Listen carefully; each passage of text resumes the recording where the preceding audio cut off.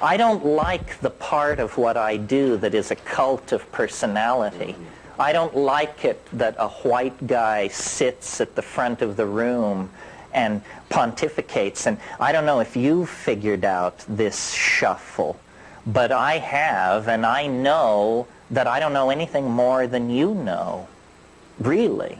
And that it's just a funny circumstance of fate that you sit and listen and I speak, because there are no experts. And there is only, you know, the integrity of doing and having done. And really, if you get the message, you will be able to transcend the need for any more of this, because it's really a message of self-trust and self-empowerment. And then what I'm also trying to create is a community of shared associations about these weird states, so that we don't have to all privately think we're losing our marbles. You know, let those who talk to the elves find each other and band together. I am not I am basically a scientist without portfolio, because no academic institution would ever trust me with a portfolio. But I move in the domain of the gurus, the channelers, the pontificators, and those with secret revealed knowledge from Atlantis and Lemuria. But I have contempt for all of that, whether it's true or not, because they got there the wrong way. You know, you have to come through the rules of evidence and reason. Reason is not science. Don't confuse them. I'm very much a critic of science and the scientific method, but I don't think reason can be tossed out with that bathwater. What is being proposed here is that we are on the brink of the discovery of another world, a world as potentially transforming of our world as the discovery of the Western Hemisphere transformed European civilization in the 1500s.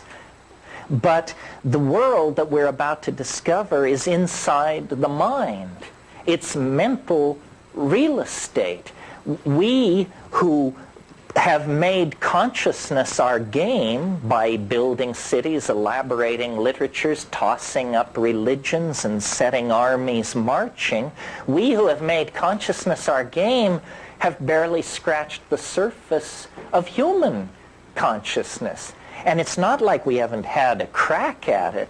I mean, these yogins have been over there digging away for millennia, Egyptian religion, Kabbalism, alchemy, Western traditions of mysticism, and I am a connoisseur of all that, don't get me wrong, but what astonishes me is how embryonic it all is. We are not the tired inheritors of an ancient and sophisticated civilization in its twilight, which is what they're all telling us. We are the know-nothing, fresh scrub babes who are the new kids on the block who haven't got a clue as to what the human enterprise could really be about. And we are coming now through a very narrow historical neck where the accumulated stupidity of the last 5,000 years, the dues now have to be paid. It ain't fair. We didn't do it. You know, we didn't bring the slaves from Africa. We didn't invent oligarchy. We didn't do all these things. Nobody's interested in our whining about how we didn't do it. It's in your face. And it's clearly a crisis of two things, of consciousness and of conditioning. These are the two things that the psychedelics attack. We have the technological power, the engineering skills to save our planet, to cure disease, to feed the hungry, to end war, but we lack the intellectual vision, the ability to change our minds. We must decondition ourselves from 10,000 years of bad behavior. And it's not easy. I mean, imagine, I don't know how many of you have ever confronted the fact that you were addicted to something. And some addictions are really serious. If you've ever been addicted to tobacco or heroin, I'm sure you know what I mean. Well, then imagine a global population addicted to a drug, the use of which is killing us, but we can't, there's no doctor saying you should. There's no rehab clinic to go to when you're a species.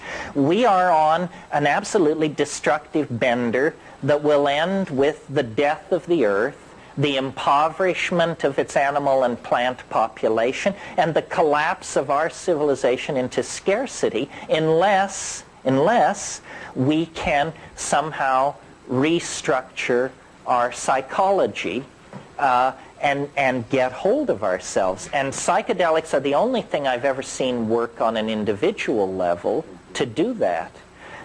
You know, in the early 60s, they were curing 75% of chronic alcoholism cases that they treated with LSD. They were curing with one dose of LSD, one 500 microgram dose. Well, now obviously, LSD is not a magic bullet for alcoholism. That's a preposterous idea.